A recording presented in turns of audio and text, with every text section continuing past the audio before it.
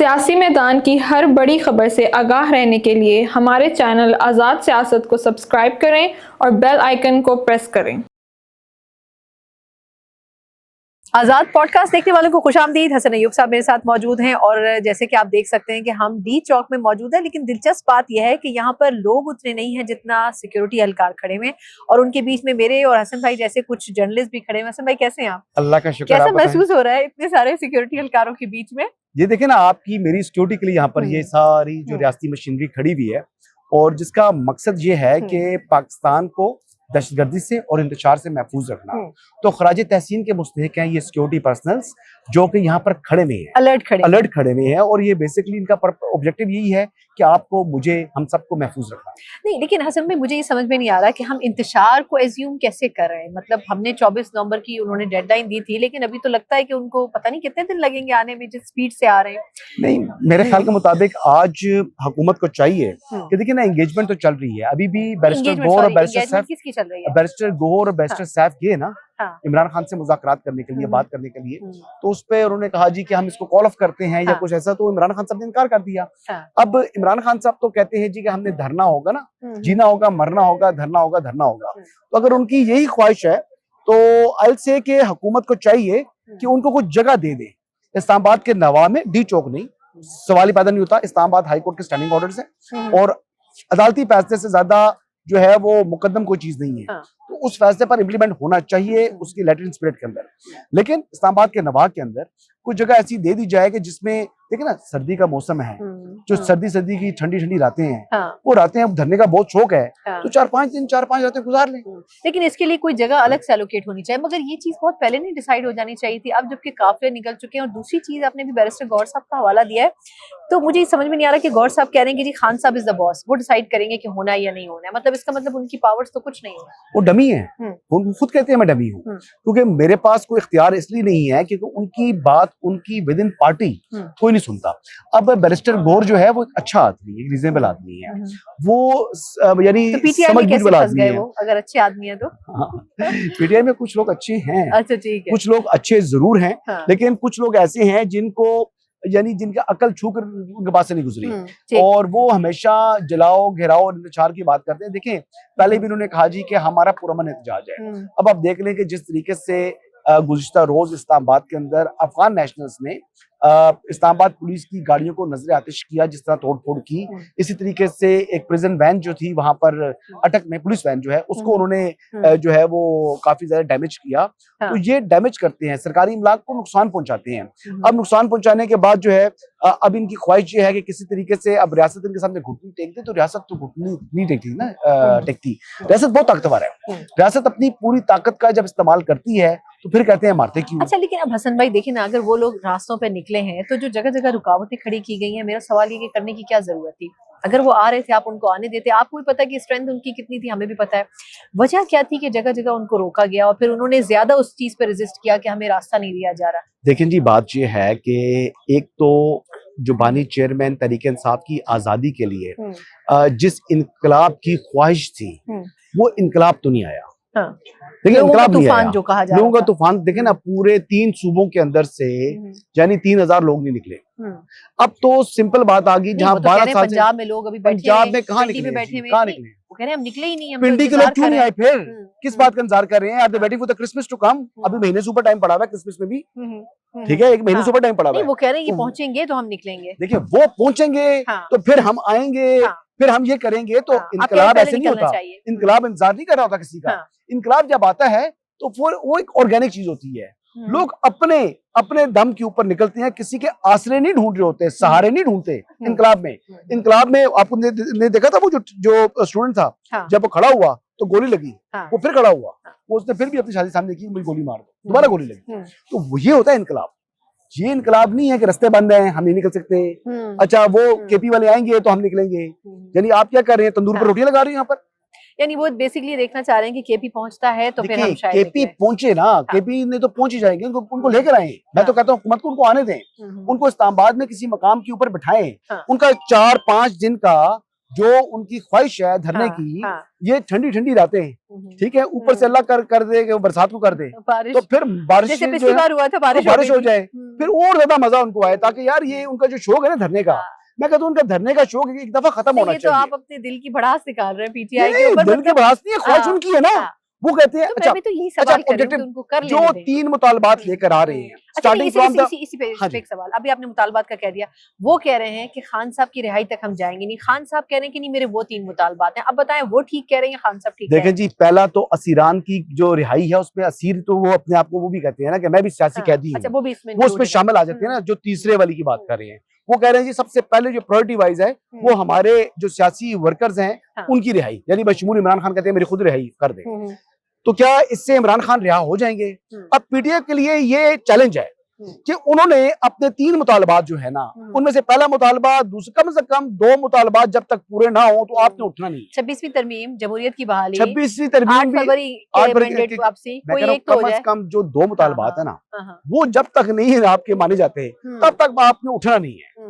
मैं PTI worker से भी नहीं, अपील आप अंडर करूंगा, एस्टिमेट तो ना करें ना, अभी तो पहुंचे नहीं है तो इस्लामाबाद में, भी पहुंचे देख ना, लेते मैं हैं। तो कह रहा हूँ हुकूमत हाँ। को लाएं बिठाएं उनको। नहीं, लेकिन अब देखिए एक ये तरफ हम कह शाम रहे हैं कि सर्दी पहुंचे। की शामें, हाँ। सर्दी की रातें, फिर खुले अच्छा, आसमान मुझे के नीचे। मुझे मुझे ये बताएं, एक तरफ आप कह रहे हैं पहुंचे, दूसरी तरफ मैं इस्लामाबाद में जिस तरीके से कम्यूट कर रही हूँ, अंदाजा लगा लें कोई सड़क ऐसी नहीं है जो बंद ना हो, जी। तो फिर कैसे पहुंचेंगे? वो आपकी सिक्योरिटी के लिए, मेरी सिक्योरिटी के आपकी लिए? सिक्योरिटी के लिए नहीं, आपको लगता है लोग घरों में घुस जाएंगे क्या? नहीं। फितना ख्वारिज की जानिब से हम्म। जो आपने नेक्टा का अलर्ट देखा है, हाँ, उसके अलावा खाली नेक्टा का अलर्ट नहीं है, हाँ, इसमें जो दूसरा अलर्ट जारी किया है वो होम डिपार्टमेंट है, हाँ। केपीके के अपना होम ऑफिस का। हम्म, केपीके का जो होम डिपार्टमेंट है उसने वो अलर्ट जारी किया, उसमें ये कहा गया है कि फितना ख्वारिज इस्लामाबाद के अंदर, कराची के अंदर, लाहौर के अंदर, यानी बिग सिटीज के अंदर हम्म, वो दहशतगर्दी के अजाइम रखते हैं, ये ऑब्जेक्टिव वो लेकर आ रहे हैं, ये टारगेट उन्होंने सेट किया हुआ है। तो फिर आपकी मेरी सिक्योरिटी के लिए ये सारी रियासती मशीनरी खड़ी हुई है ना, इनका अपना काम तो कोई नहीं अच्छा, है इसमें एक ना, ज़मीनी सवाल अभी- इलेक्शन लड़ना है। नहीं, बिल्कुल ठीक। अच्छा, आपने नेक्टा का जिक्र किया, 7-8 साल हो चुके हैं बने हुए, मैंने पहली मर्तबा नेक्टा की इस किस्म की प्रेस रिलीज या सिक्योरिटी थ्रेट अक्सर देखा आती है। रहती है। इससे पहले कहाँ देखिए, इतना प्रोएक्टिव वो ये काम करता सिक्योरिटी है? जो थ्रेट्स और अलर्ट्स हम्म, होते हैं, हाँ। ये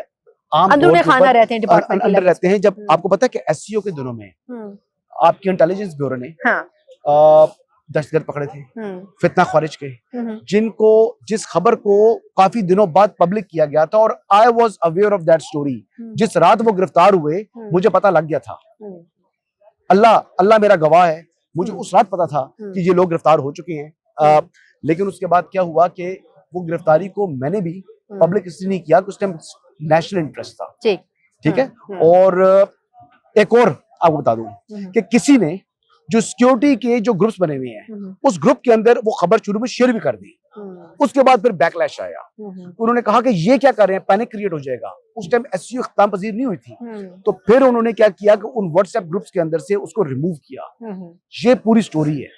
next day I believe SCO का जिस दिन आखिरी दिन था, उस दिन कंक्लूडिंग सेशन था, उस दिन ये खबर जो है ये किसी व्हाट्सएप ग्रुप में शेयर कर दी गई थी। फिर वहां से पता लग गया था, और फिर वहां से आगे से थोड़ा सा बैकलैश आया, नहीं सर्कुलेट आगे नहीं बढ़ सकी थी, वहां से भी उसको डिलीट करा दिया गया, तो बात दबी रही। फिर उसके को 20-25 दिन के बाद खबर को पब्लिक किया गया था। तो इस तरह की चीजें होती हैं, नेक्टा के अलर्ट्स होते हैं। अच्छा, अब इसमें आपने कहा कि केपी के लेवल के ऊपर भी ये चीज सर्कुलेट हुई है, बताई गई है, तो आपको नहीं लगता खैबर पख्तूनख्वा के सीएम फिर इतना बड़ा थ्रेट क्यों ले रहे हैं, रिस्क क्यों ले रहे हैं अपने तमाम लोगों के लिए? ये बताता हूँ, रात को वो वॉशरूम जाना चाह रहे थे, हाँ, जाने नहीं दे रहे थे उन्हें, लेकिन उनको वो तो ट्रैप हो गया ना वो कह रहे थे बेचारा। मैं वजू करने जा रहा हूँ। अच्छा वजू, एक तो ये बात देखें, आप बात समझ नहीं रही, जो बुशरा बेगम खिताब कर रही हैं, वो उन्होंने, मैं आखिर में आऊंगी क्योंकि थोड़ा 2 दिन पुरानी है, मैं इसलिए पूछूंगी ये सीएम साहब क्यों नहीं आज खिताब किया उन्होंने, कल खिताब किया है बुशरा बेगम ने। नहीं, मुझे उनका वीडियो एक मैसेज नहीं आया वो था, तो अलग है, पूरी नहीं वो अलग है।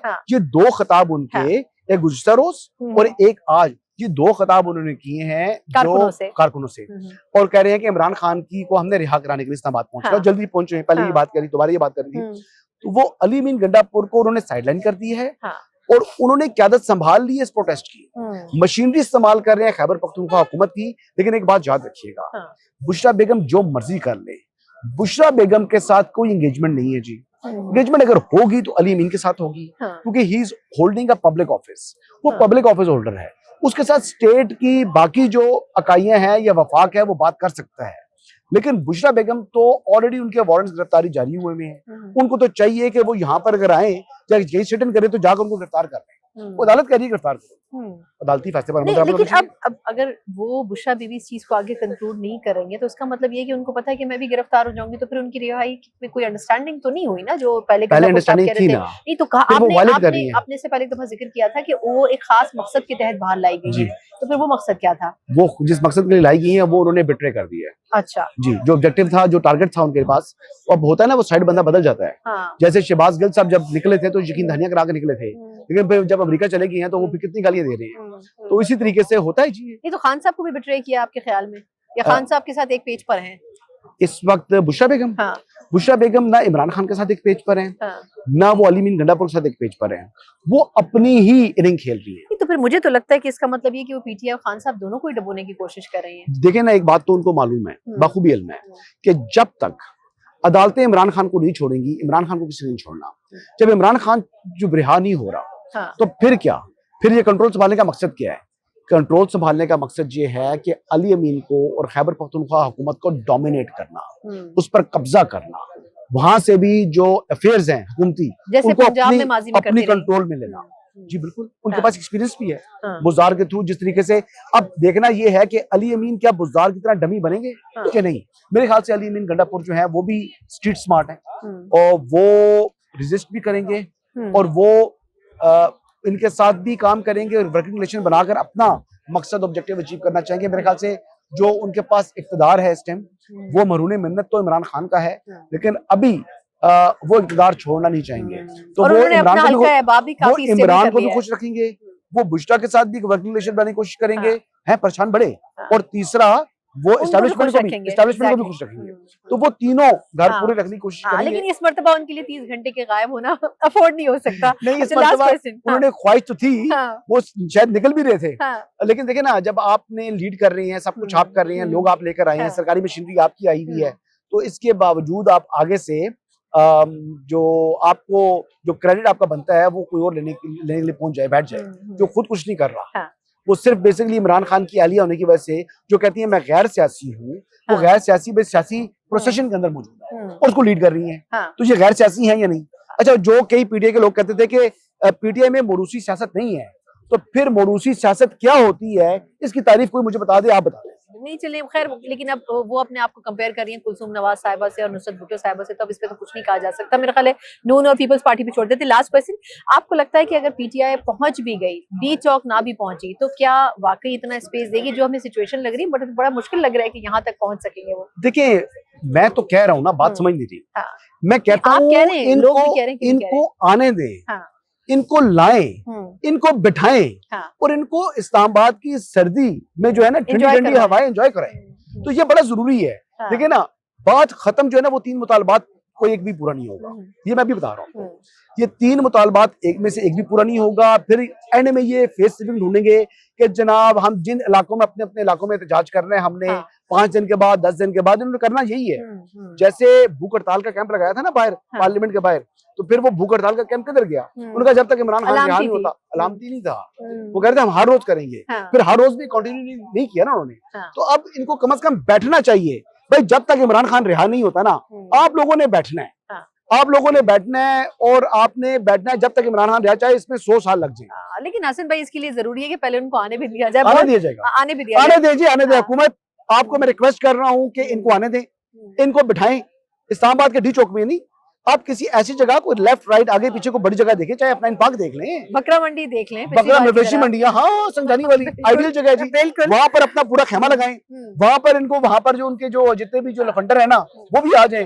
रात को जमहूरी हक है, जमहूरी हक, रात को नया पाकिस्तान बनाएं, रात को नया पाकिस्तान बनाएं।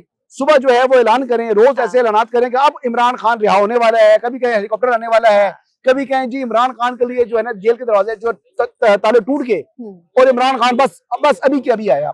10-15 दिन जो है ना लोगों को इसी आस उम्मीद पर जिंदा रखें। उसके बाद उन्हें कहें जी बस हम अपने अपने इलाकों में जाते हैं और हमने वहां पर एहतजाज करना है। चलें, लेकिन एक जमहूरी इक़्तिदार यही है। बहुत बहुत शुक्रिया हसन अय्यूब साहब आपका। लेकिन जमहूरी इक़्तिदार यही है कि सियासी जमात अगर एहतजाज करना चाह रही है तो थोड़ा सा स्पेस उसको भी मिलना चाहिए, और यहाँ नहीं तो चले कहीं और सही, लेकिन उनको एहतजाज करने दें। अब देख लें कि उन तिलों में भी कितना तेल है। इसी नोट के साथ मुझे इजाजत दीजिए, अल्लाह हाफ़िज़।